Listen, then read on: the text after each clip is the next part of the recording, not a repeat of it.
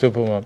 ஆக்சுவலாக உங்களோட நிறைய புகைப்படங்கள் இப்போது பேசிக்காகவே ஒரு சினிமோட்டோகிராஃபர் இருக்கார், இல்லைனா ஒரு ஃபோட்டோகிராஃபர் இருக்காங்கன்னா அவங்க ரொம்ப கலர்ஃபுல்லாக கதைகள் சொல்லுவாங்க அவங்களுடைய ஃபோட்டோஸில்.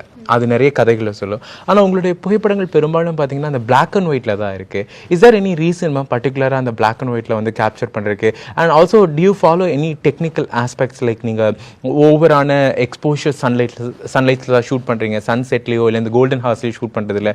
What's the reason behind on that ma'am? அது நான் சரி நிறைய இடத்துல சொல்லியிருக்கேன். பிகாஸ் எனக்கு என்னென்னா என்னோடய ஹெல்த் கண்டிஷன் இப்படி இருக்கும். ஸோ வீட்டில் பெர்மிஷன் கொடுக்க மாட்டாங்க. நான் ஃபோட்டோகிராஃபி பண்ண போகிறேன்னா வெளில எனக்கு பெர்மிஷன் கொடுக்க மாட்டாங்க. அலோடு இல்லை.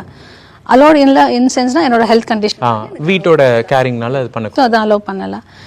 அப்போ எனக்கு பண்ணியே ஆகணும். நான் போய் ஒரு 2 பேரை பார்த்து அவங்க கூட பேசினா மட்டும்தான் என் மைண்ட் ரிலாக்ஸ் ஆகும்னு என்னோட மைண்ட் அப்போவே சொல்லிடுச்சு.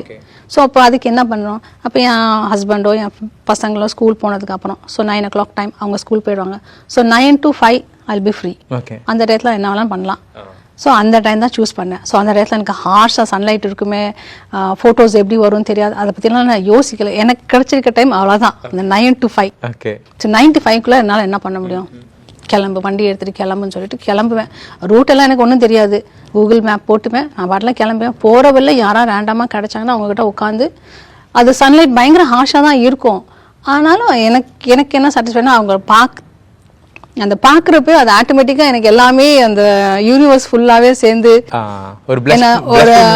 ஆமாம் ஒரு ஒரு காமான ஒரு அந்த மூமெண்ட் இருக்கும். ஸோ அந்த இடத்துல நான் அவங்களுக்கு ஃபோட்டோகிராஃப் பண்ணுறப்போ அழகாக இருக்கும், எனக்கே பார்த்து பிடிக்கும், ரொம்ப பிடிக்கும். அப்புறம் அவங்களுக்கு எடுத்து காமிக்கிறப்போ அவங்களுக்கு ரொம்ப பிடிக்கும். பட் இதை நான் வந்து சோஷியல் மீடியாவில் நான் போஸ்ட் பண்ணுறப்போ நிறையா பேர் வந்து ஃபஸ்ட்டு நான் போஸ்ட் பண்ணுறப்போ நிறைய பேர் வந்து ஹார்ஷ் லைட்டாக இருக்குது, அதுவாக இருக்குது, இதுவாக இருக்குலாம் சொல்லுவாங்க. இப்போ எனக்கு ஃபோட்டோகிராஃபி நாலேஜ் நான் பெருசாக படிக்கலை, அப்பாட்டேருந்து கற்றுக்கிட்டது தான். இது வந்து ரேண்டமாக நான் பண்ணுற விஷயம் தான். ஸோ இப்போ இதை நான் எப்படி கவர் பண்ணுறது?